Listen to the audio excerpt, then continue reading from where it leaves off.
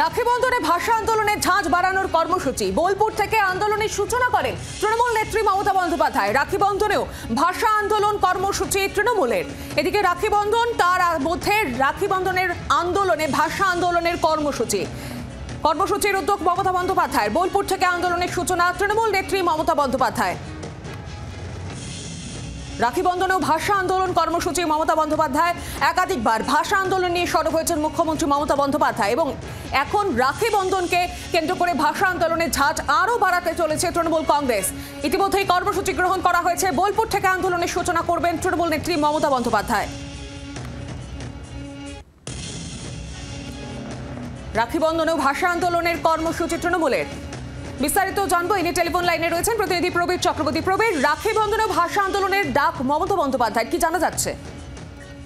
দেখো, রাখি বন্ধনকে সামনে রেখে আজকে আরো সরব হতে চলেছে তৃণমূল কংগ্রেস।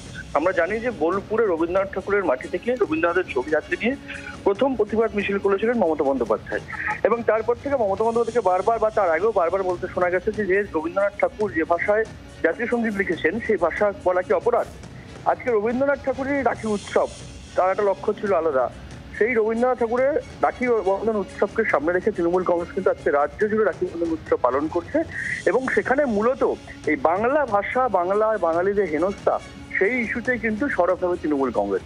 গান্ধী মূর্তি পাদদেশ শেষে যুবদের ধর্ণা রয়েছে, সেখানে রাখি বন্ধন উৎসব হবে।